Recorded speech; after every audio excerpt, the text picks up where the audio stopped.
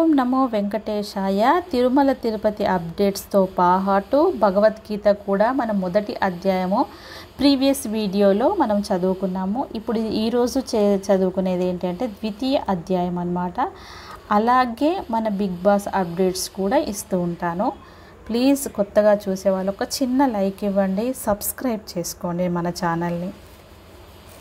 ఇక ద్వితీయ అధ్యాయంలో జాలితో నిండి కన్నీటితో నిండి వ్యాకుల నేత్రుడు శోకంతో ఉన్న అర్జునునికి శ్రీకృష్ణుడు ఈ వచనము పలికెను.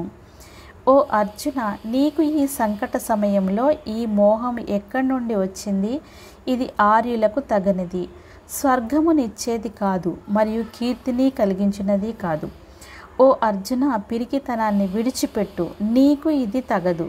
శత్రువులను నశింపజేసేవాడా, నీ హృదయ దౌర్బల్యాన్ని త్యజించి యుద్ధానికి సన్నద్ధుడవవు. ఎందుకంటే యుద్ధ సన్నాహాలు క్రితము చాలా సమయం నుండే జరుగుతున్నాయి. కౌరవులు తన బంధువులు అని అర్జునికి ముందే తెలుసు. యుద్ధం ప్రారంభమైన సమయంలోనే అర్జుని లోపల అకస్మాత్తుగా దుఃఖము మరియు పాపానికి సంబంధించిన భావాలు చెలరేగడం శ్రీకృష్ణునికి అనుచితంగా అనిపించింది.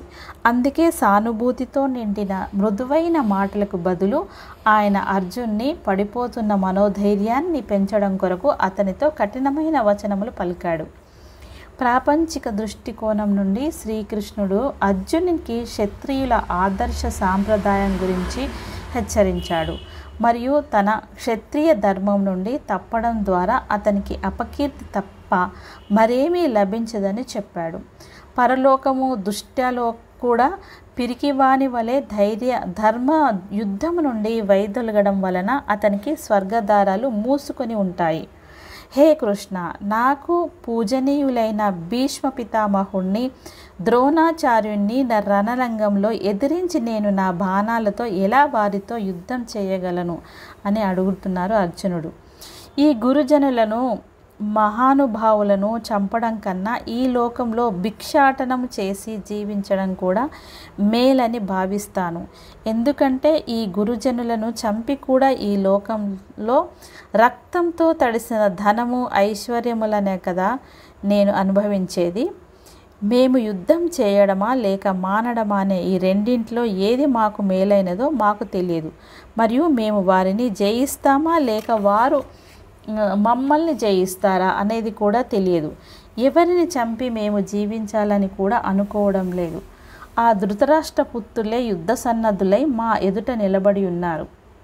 పిరికితనం అనే దోషంతో నష్టపోయే స్వభావం గల నేను ధర్మం విషయంలో కలత చెంది మిమ్మలను అడుగుతున్నాను. ఏ సాధన నిశ్చితంగా మేలైనదో దానిని నాకు తెలపండి. నేను మీ శిష్యుడను, శరణాగతుడను, నాకు బోధించండి. అప్పుడు ధర్మము అనే దాన్ని వాచ్యార్థము, రక్షించడము, పట్టుకోవడము లేక ఆధారంగా ఉండటము. మహాభారతంలో ఈ విధంగా చెప్పబడింది. ధర్మం అనే పదానికి ఆశ్రయం ఇవ్వడం అని అర్థం చెప్పబడింది. ధర్మం ఆధారంగానే సకల ప్రపంచము నిలిచి ఉన్నది. ధర్మము మార్గదర్శనము చేస్తుంది, ఆశ్రయం ఇస్తుంది, జనులను రక్షిస్తుంది మరియు సమాజాన్ని ఒకటిగా కలిపి ఉంచుతుంది. అందుకని ధర్మాన్ని సరైన పద్ధతిలో పాటించకపోతే సమాజాన్ని ఒకటిగా ఉంచే తాడు సడలిపోతుంది మరియు గురుత్వాకర్షణ శక్తి సడలిపోయినప్పుడు భూమండల వ్యవస్థ ఎలాగా చెల్లా చెదరైపోతుందో అలాగే ధర్మం యొక్క సంతులనము చెడిపోయినప్పుడు సమాజ సంతులనము చెడిపోతుంది. గీతలో శ్రీకృష్ణుడు పరమేశ్వరునిగా భావించబడినాడు.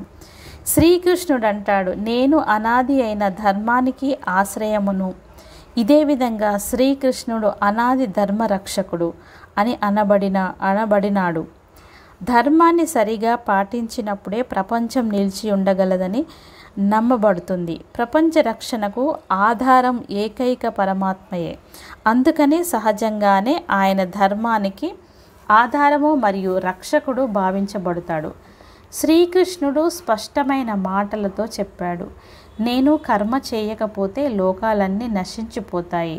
ధర్మానికి హాని కలిగి అధర్మం పెరిగిపోతున్నప్పుడు నేను అవతారం ధరించి ప్రకటమవుతూ వచ్చాను.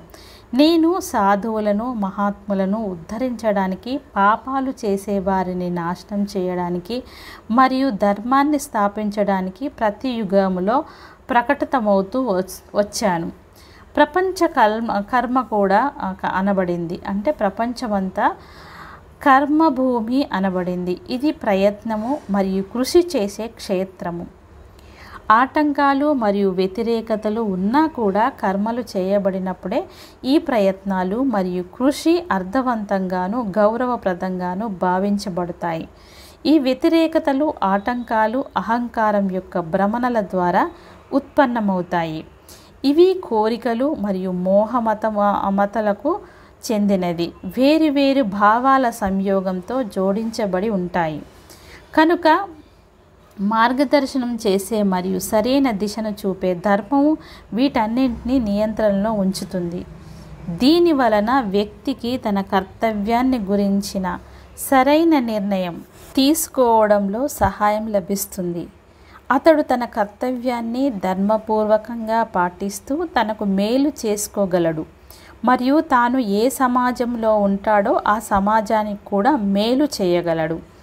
గీతలో చెప్పబడింది, నిశ్చయాత్మక బుద్ధి లేక ఏది ధర్మము ఏది అధర్మము అని నిర్ణయించే వివేక జ్ఞానము మనిషి పనిచేయడానికి ఒక నిశ్చితమైన దిశానిర్దేశం ఇస్తుంది.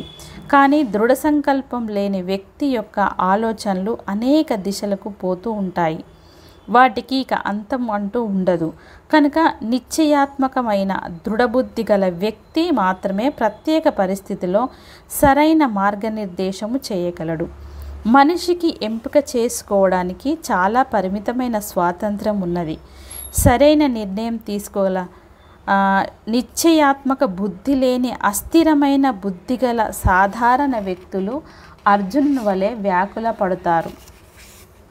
కనుక వారు ఒక పూర్ణ జ్ఞాని, మహాత్ముడు లేక సాధు సంత నుండి సరైన మార్గదర్శనము పొందడము అవసరము.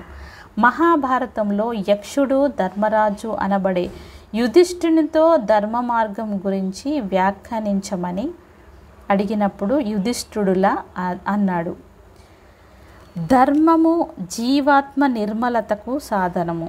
అది చివరకు జ్ఞానాన్ని, మోక్షాన్ని కలిగిస్తుంది. కనుక ఏ వ్యక్తి ధర్మబద్ధంగా తన కర్తవ్యాన్ని నిర్వర్తిస్తాడో అతనికి మోక్ష ప్రాప్తి సుగమవుతుంది. కనుక ధర్మమే మోక్షానికి ఆధారమని భావించవచ్చు. మానవ జీవితం సమతుల్యంగా ఉండాలంటే తప్పకుండా మనం భగవద్గీత కనీసము వారానికి 3 రోజులు చదివినట్టయితే మనకి ఎలాంటి తప్పులు జరగకుండా మన జీవితం సాగుతుందని చెప్పొచ్చు. ఇలాంటి భగవద్గీత 2 రోజులకు ఒకసారి తప్పకుండా పెడతాను. ప్లీజ్ కొత్తగా చూసే వాళ్ళు సబ్స్క్రైబ్ చేసుకోండి.